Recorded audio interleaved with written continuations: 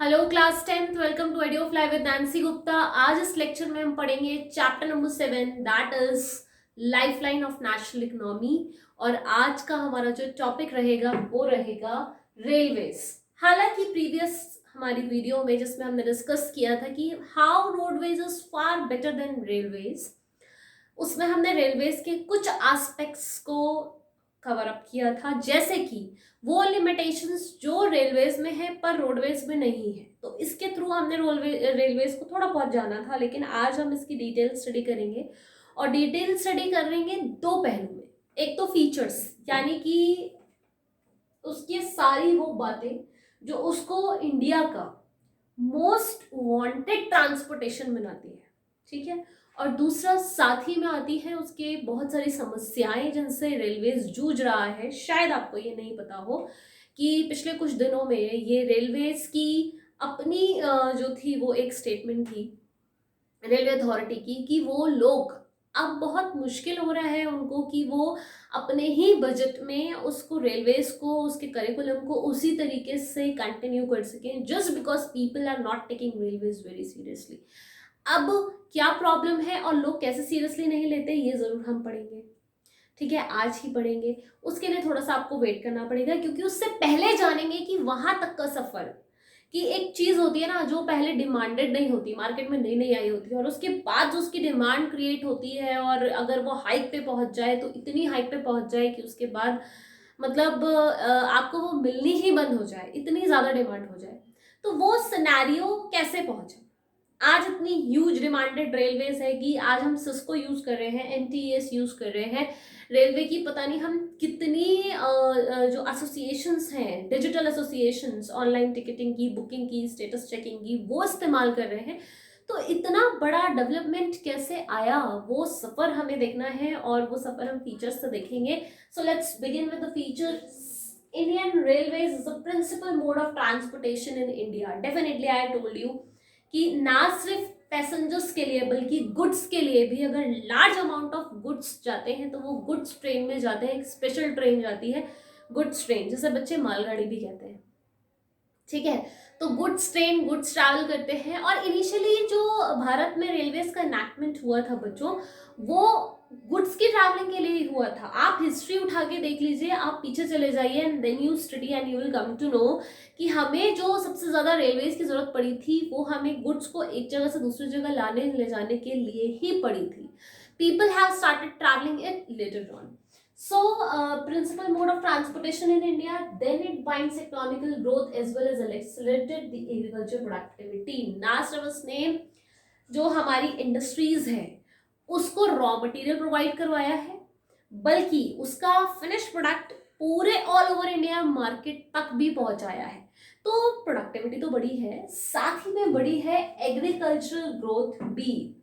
भाई अगर इंडस्ट्री बढ़ रही है, उसका मार्केट में डिमांड बढ़ रहा है, तो अल्टीमेटली वो प्रेशर किस पे डालेगी, रॉ मटेरियल के लिए, एग्रीकल्चर पे। एग्रीकल्चर ग्रोथ भी बढ़ेगी, फार्मर भी अपना प्रोडक्शन बढ़ाएगा।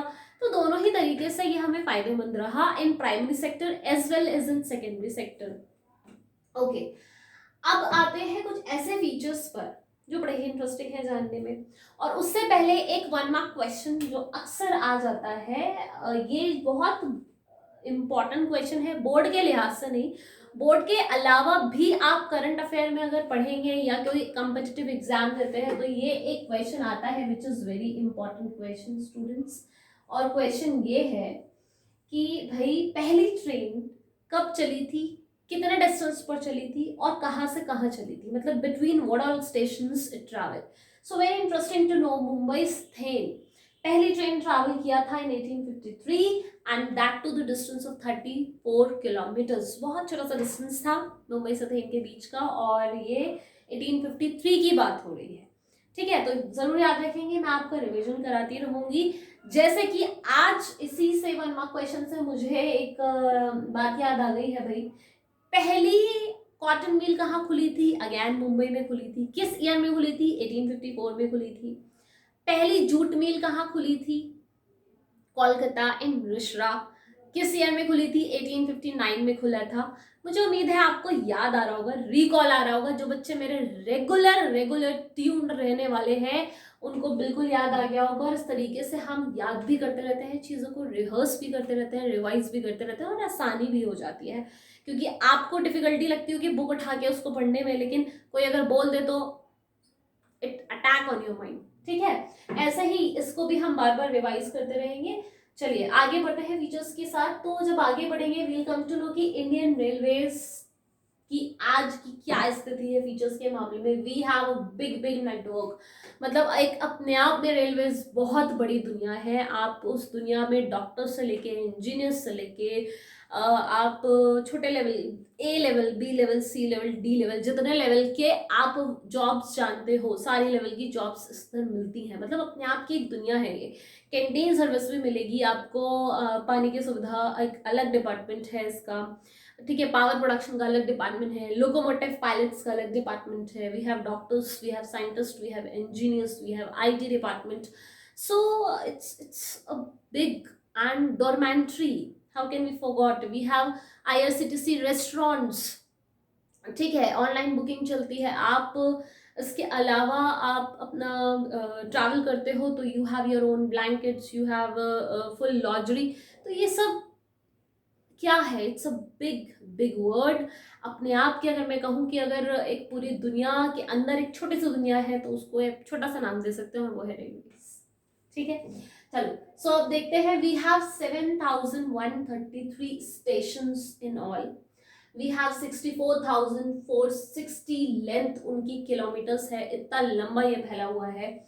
जिसमें कि 9,213 लोकोमोटिव्स लगे हुए हैं, 6,493 कोचेस हैं। We have coach vehicle, okay. Then we have this 2,29,381 wagons, or we have 53,220 passenger service trains या व्हीकल्स कह सकते हैं आप। और ये एज रिपोर्टेड है 2011 की रिपोर्ट के हिसाब से ये फिगर्स हैं, और अब तो डेफिनेटली बढ़ गई होंगी क्योंकि उसके बाद हमने एक प्राइवेट ट्रेन का भी इनैक्टमेंट किया है। सो ये सब हमने फीचर्स देखे। इसके अलावा भी अगर हम वक्त के साथ 2011 के अपडेट के आगे बढ़ के बात करते हैं तो हमारा एक जापान के साथ बहुत बड़ा प्रोजेक्ट साइन हुआ था अबाउट अ बुलेट ट्रेन। ठीक है, आई होप आपको याद होगा। प्रोजेक्ट अभी अंडर प्रोसेस है। और उसके अलावा हम लोग एक बहुत जल्दी में, अभी हाल ही में एक ट्रेन लॉन्च हुई है, that is again a private train. Mahakaleshwar से आपकी वाराणसी से महाकाल एंड एक प्लेस और है वहां जाती है। ठीक है, तो ये क्या है, ये T18 train 18 was launch. It's a big big achievement. तो ये वक्त के साथ हम बढ़ते जा रहे हैं, टेक्नोलॉजी से जुड़ते जा रहे हैं, अपडेट होते जा रहे हैं, पर अपडेट नहीं हो रही है तो कुछ चीज़ें, और वो क्या चीज़ें हैं, वो वही चीज़ें हैं जो हमारे रेलवेज के डेवलपमेंट को हैम्पर कर रही हैं, जिससे रेलवेज परेशान हो गया है। क्योंकि उसकी इकोनॉमी उसको रोटेट करनी होती है बच्चों। ठीक है, जो पैसा आ रहा है वो लगा रहा है। ठीक है, पैसा आना बंद हो जाए और खर्चा उतना ही हो, क्योंकि बहुत सारे एम्प्लॉयज डिपेंडेंट हैं रेलवे की प्रोडक्शन पे। तो इतने एम्प्लॉयज जो लगे हुए हैं उनकी सैलरी तो रेलवेज दे ही रहा है ना, अपार्ट फ्रॉम दैट सर्विसेज भी रेलवेज दे रहा है। तो इतना पैसा वो कहाँ से सर्कुलेट करेगा जब लोग कोऑपरेट नहीं कर रहे हैं। आई होप आप समझ रहे हैं मैं किस प्रॉब्लम की बात कर रही हूँ। आइए बहुत सीधे सीधे बात करते हैं इस प्रॉब्लम पे। What are the limitations that are connected to railways in India. सबसे बड़ी हमारी जो लिमिटेशंस है वो ये है, passengers in large amount travel without ticket. Most frequently witnessed problem. अक्सर आप देख सकते हो कि लॉट ऑफ पैसेंजर्स बिना टिकट के ट्रैवल करते हैं ट्रेन में, और ये सबसे बड़ी प्रॉब्लम है। यही वो प्रॉब्लम है जिसकी वजह से रेलवे सर्कुलेट नहीं कर पाता है कई बार अपने आप को, अपनी इकोनॉमी को। दूसरी बात, आप चोरी चकारी ट्रेन में बहुत देख सकते हो। ट्रेन की कोई भी फैसिलिटी जो आपको मिलती है, starting from your fan, lights, Windows, floor, दरवाजे, ठीक है, वॉल्स ऑफ योर ट्रेन, हर चीज का दुरुपयोग किया जाता है। गंदा करके छोड़ दिया जाता है, स्क्रैच मार दिए जाते हैं, तोड़ दिया जाता है, फैन खराब कर देते हैं, लाइट चुरा के ले जाते हैं। What sort of behavior is this, students? Are we going to behave like this with our public transportations? No, strictly not. और अगर हम ऐसा करेंगे तो भाई रिपेयरमेंट तो रेलवेज को ही देना है, कहाँ से लाएगा वो अननेसेसरी खर्चा और उसके पैसा। ठीक है, और आपने कई बार नोटिस किया होगा कि ट्रेन में सफाई भी होती रहती है, तो सफाई वो लोग अपना मेंटेनेंस रखते हैं, पर आपको भी ध्यान में रखना है कि you have to throw your garbage in the dustbin itself, वहीं नहीं डालना। काम को बढ़ाना नहीं है, आपको उनको कोऑपरेट करना है, रेलवेज को सपोर्ट करना है कि वो अपनी सर्विसेज को डेली बेहतर बनाए, कि आप उसको ट्रेवल करें कभी ट्रेन में तो आपको लगे हाँ मजा आ गया। ठीक है, चलिए next, pulling chain unnecessarily can cause heavy damage. कई बार हुआ है कि पहले ऐसा होता था कि लोग ना बिना किसी खास वजह के, बिना किसी इंपॉर्टेंट इमरजेंसी के या अर्जेंसी के चेन पुल कर दिया करते थे for no reason, just fun, क्या आज चेन पुल करके देखते हैं, चेन पुल कर दिया, ट्रेन रुक गया। अब आप सोचो वो ट्रेन जो उस वक्त वहां रुक गई है वो अपने शेड्यूल से लेट हो गई है, पीछे आने वाली सारी ट्रेन अपने शेड्यूल से लेट हो जाएंगी और वो ट्रैक बिजी हो जाएगा, और एक ट्रैक बिजी होना मतलब full network gone out of circuit. समझ रहे हैं? तो ये जो चीजें हैं इसको रोकने के लिए फिर जो रेलवे अथॉरिटी थी उसने सोचा कि आप पैनलाइज करो, अगर आपने चेन पुल किया ट्रेन का फॉर नो रीजन तो आपको जुर्माना भी भरना पड़ेगा और आप जेल में भी जाओगे। अब ये प्रावधान है, तो यहां तक लाने के लिए, इसको ऑफेंसिव बनाने के लिए मजबूर पब्लिक नहीं किया है, राइट। नेक्स्ट प्रॉब्लम, येट हम बहुत डिफिकल्टी फेस कर रहे हैं रेलवेज कंस्ट्रक्ट करने में। कहाँ डेजर्ट एरियाज में राजस्थान, स्वैम्पी एरियाज में गुजरात, जहां पानी का स्तर नमी रहती है, जमीन कभी भी पानी पानी हो जाती है, मतलब स्वैम्पी आप समझ रहे हो ना, थोड़ा गीला गीला मिट्टी रहना जो खिसक जाए, नीचे हो जाए तो उससे ट्रैक ऊंचा नीचा हो जाएगा, तो not possible for trains. Forest A tracks जो आपके झारखंड, उड़ीसा, छत्तीसगढ़, मध्य प्रदेश वाला एरिया आ गया, ये पूरा फॉरेस्टेड एरिया है, हम पेड़ नहीं काट सकते रेलवे बनाने के। ठीक है भाई, तो यहाँ पे अभी भी हम अपने आप को बहुत पीछे महसूस कर रहे हैं रेलवे के कंस्ट्रक्शन में। साथ ही में हमने देखा है कि सबसे ज्यादा रेलवेज हमें उन जगहों पर मिलते हैं जहाँ पे एग्रीकल्चर प्रोडक्टिविटी बहुत बढ़िया है, क्योंकि वहां पर बिजनेस बढ़िया है, इकोनॉमी चलानी है, and that is of course plain areas. थोड़ी डिफिकल्टी हमें हुई हिली एरियाज में अपनी ट्रेन को लेकर जाने में, जैसे शिमला, आपका जम्मू कश्मीर, ठीक है, पर हमने टनल्स क्रिएट की, हम टनल्स क्रिएट करके वहां पे भी लेकर जा रहे हैं, गैप्स क्रिएट कर रहे हैं, लेकिन अभी तक हम हिमालयाज तक नहीं पहुंच पाए हैं, क्योंकि वहां का क्लाइमेट और वहां का जो बच्चों पहाड़ है, माउंटेन है, वो बिल्कुल भी रिलायबल नहीं है। आज हम बहुत पैसा खर्च करके वहां रेलवे बना देंगे और कल को वो लैंडस्लाइड आ जाएगी और पूरा खसक जाएगा पहाड़, करप्ट। तो जिस चीज का भरोसा नहीं है हम वहां पे भी इन्वेस्ट नहीं कर रहे हैं। ठीक है, और यही बात जो मैंने आपसे बिल्कुल अभी कही वही बात आगे भी जारी होती है, that is sinking of tracks and landslides can also cause problems. कई बार हम क्रिएट तो कर देते हैं डेवलपमेंट के लिए ऐसी जगहों पर, रिस्की जगहों पर रेलवे ट्रैक, लेकिन लैंडस्लाइड अगर आ जाए या फिर कोई ट्रैक है वो सिंक हो जाए, डूब जाए पानी में, सबमर्ज हो जाए, टूट जाए, तो वहां पे टूटना तो खैर मेंटेनेंस में आ गया, डूबना, पानी आ गया, बाढ़ आ गया, मान लो बाढ़ग्रस्त एरिया है, आपने वहां रेलवे ट्रैक बनवा दिया, तो डेफिनेट वो प्रॉब्लम होती है, वो रेलवे के ऊपर एक बर्डन हो जाता है, वो रेलवे के ऊपर एक ऐसी जिम्मेदारी आ जाती है कि एक तो एक्सीडेंट ना हो, किसी की जान हानि का खतरा ना हो, वो भी इंश्योर करना है, साथ में ये भी इंश्योर करना है कि रेलवे का बजट और उसकी इकोनॉमी भी चलती रहे, वो भी सर्कुलेट होती रहे।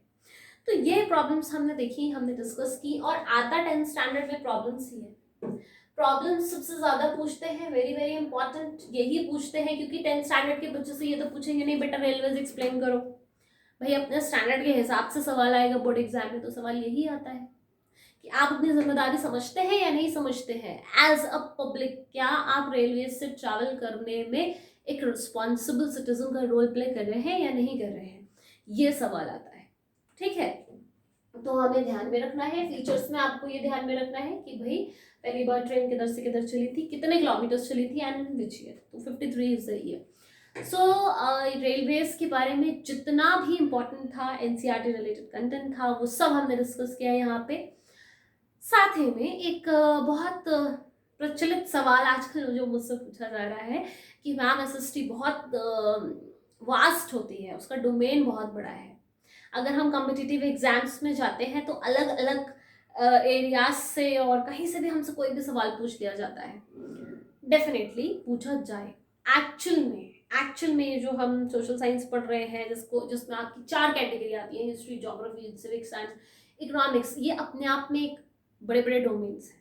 अब 10th स्टैंडर्ड के स्तर पर तो हम इतना सारा नहीं पढ़ा सकते बच्चों को, ठीक है, वो एक समय सीमा के साथ बढ़ता है। लेकिन मैं आपसे ये कहूंगी कि ये चैनल जो चल रहा है फिलहाल, आगे का तो बढ़ गया, और आप लोगों की मोटिवेशन रही, भगवान की कृपा रही, तो और हम कॉम्पिटिटिव लेवल की एग्जामिनेशन की तैयारियां, उसका सिलेबस भी कवर अप करेंगे। लेकिन फिलहाल का जो मुद्दा है वो मुद्दा है बोर्ड का टारगेट करना। मुद्दा है कि बच्चे एसएसटी को हुआ ना समझे, जैसे कि समझते हैं, जैसे कि अक्सर बच्चों को एसएसटी लर्न करने में बहुत प्रॉब्लम होती है। तो इतनी प्रॉब्लम क्यों होती है? Geography is complete a practical subject. आप देखो, मैंने कोई भी फर्जी बात नहीं बताई यहाँ, सब आपसे रिलेटेड है। आप अगर महसूस करते हो तो आप लिख भी सकते हो। Only you should have that much skills to write, ठीक है। तो ये चीजें डेवलप करना सीखिए। हिस्ट्री को मैंने बहुत आसान बनाने की कोशिश की है, फ्लो चार्ट्स दिए हैं आपको, ट्रिक्स दिए हैं, और रिवीजन सेशन में मैं आगे भी बहुत कुछ करूंगी। I have planned many things for you all. बस आपको स्टे ट्यून्ड रहना है, आपको सब्सक्राइब करते रहना है, बेल आइकन दबा दीजिए, ताकि आपको कोई भी अपकमिंग मेरा लाइव सेशन, अपकमिंग मेरा लेक्चर फौरन के फौरन मिल जाए। शेयर करिए, अपने फ्रेंड्स को बताइए आपको पसंद आता है तो, ठीक है, और उम्मीद है पसंद आएगा। अगर कोई भी कमी आपको लगती है, या if you want something else, do comment. आपका फीडबैक बिल्कुल वैल्यूएबल है, और बिल्कुल उसको सुना जाएगा, उसकी वर्थ होगी। अभी हाल ही में एक बच्चे ने मुझे नाम तो मुझे नहीं याद आ रहा, आई थिंक अंकित यादव जी हैं, ठीक है, बच्चों के बड़े सम्मान होना चाहिए, तो मैं जी जरूर लगाऊंगी। तो अंकित यादव जी है भाई, उन्होंने कमेंट किया था मुझे, मैम स्मार्ट बोर्ड पे अगर आपने पढ़ाया होता तो शायद बहुत ही ज़्यादा उम्दा हो जाता वो लेक्चर। तो बिल्कुल मेरा जवाब उनको ये रहा है कि होगा, सब होगा, ठीक है भाई। अभी हम बात कर रहे थे रेलवे धीरे धीरे धीरे धीरे बढ़ा, और आज इस स्तर पर है कि आप डिजिटल ऑनलाइन बुकिंग घर बैठ के कर लेते हो। एक ज़माना था लाइनें लगती थी खिड़की पर बुकिंग करने की। तो थोड़ा सब्र रखिए, मुझे भी तो फीडबैक दीजिए, मुझे भी तो मोटिवेशन मिलना चाहिए। स्मार्ट बोर्ड भी लग जाएगा, उस पर भी पढ़ाई होगी। कंप्यूटराइज चीज़ें तो अभी चल ही रही हैं। मेरी पूरी कोशिश है, जहाँ जहाँ पॉसिबल है मैं आपको यहाँ पे ही प्रोजेक्टर के थ्रू इमेजेस डिस्प्ले करवा देती हूँ, राइट। तो वो भी होगा, डोंट वरी, सब कुछ हो जाएगा। बिल्कुल सुना जा रहा है, ध्यान में रख रही हूँ आपकी सारी बातें, सारी ख्वाहिशें। तो आप बस इतना ही कहना है कि आज के लिए इतना ही था। मस्त रहिए, खुश रहिए, गॉड ब्लेस यू ऑल। पढ़ते रहिए, सबसे ज़रूरी है लॉकडाउन में, and because board is your target, all the very best. Hit 99 in SST, ठीक है। एंड मिलेंगे नेक्स्ट लेक्चर में with a new topic, that is piping. Bye bye.